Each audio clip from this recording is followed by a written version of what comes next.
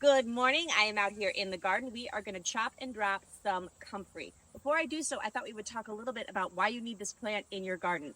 A lot of people run for the hills when they hear the word comfrey, but this comfrey, Russian comfrey, has sterile seeds. So rather than spread, it grows upright like an ornamental shrub. Let's talk about why you need this in your garden if you don't have it already. It's August. It's time to start sowing fall crops in the garden. As you can see here, I have a bed that's all ready. Rather than mulch it with straw, I'm going to mulch it with chopped and dropped comfrey. I'm going to show you how to do that in a second, but I want to talk about some of the benefits of this plant.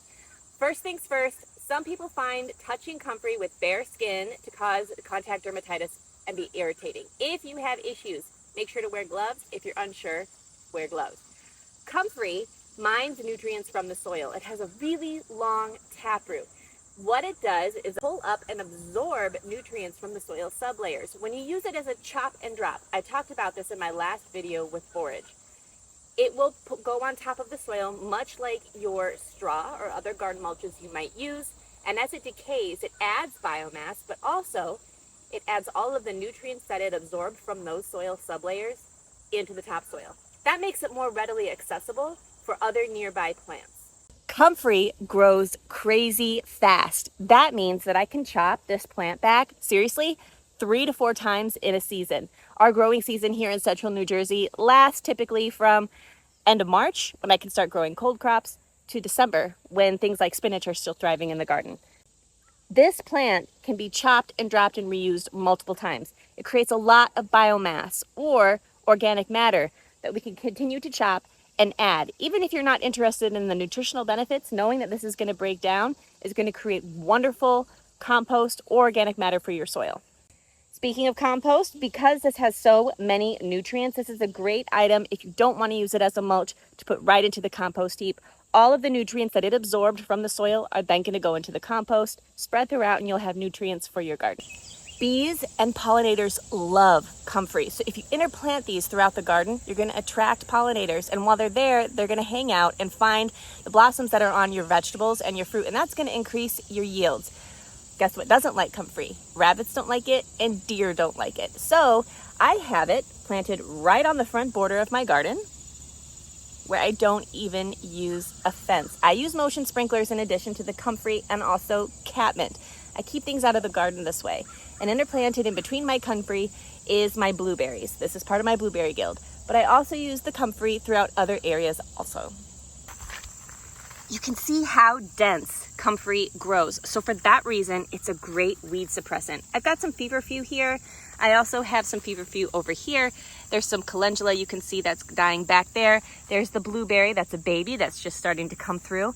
You can see how dense this foliage is. And so that's gonna suppress other plants from coming up and through the comfrey.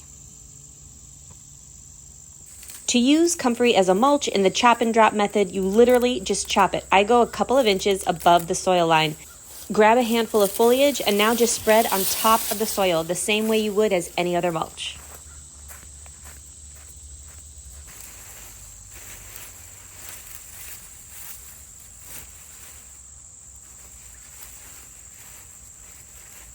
If you don't like the look of brown and decaying leaves in your garden, no worries. You can still take advantage of all the benefits of comfrey. You can make a fertilizer tea. The way that you do that is chop up and macerate leaves of comfrey, put it in a bucket, fill the bucket the rest of the way with water, cover it, and let it steep for about a week or so. That comfrey is going to end up super sludgy and smelly and gross, but plants love it. You're then going to take that comfrey tea that you made and dilute it to 1 part comfrey tea, 10 parts water. So just take 1 cup, for example, put it in a watering can or weed sprayer, fill with 10 cups water, apply directly to your plants. We're talking the leaves, the stems, all of the foliage, and you're also going to do the soil as well. They're going to absorb all of the nutrients from that comfrey. It makes a great non-synthetic, totally natural fertilizer. Comfrey is crazy easy to propagate from a root cutting. This is why a lot of people consider even Russian comfrey to be a little bit of a pest, because if you leave just even a small root in the ground, if you transplant the plant, you're going to end up having an entirely new comfrey plant. I sell them in my shop at ACCUMULATION.com. All you need is to take a root, plant it where you want it, it'll grow vigorously, and you are going to have comfrey forever, so long as you keep cutting and dividing the roots and propagating new plants. And lastly, if you practice herbal medicine, have a home apothecary, Comfrey is supposed to be loaded with benefits that support the human body. So be sure to research that, take a look, because Comfrey is said to have a lot of medicinal uses that have been practiced for centuries. All right, thanks so much for watching.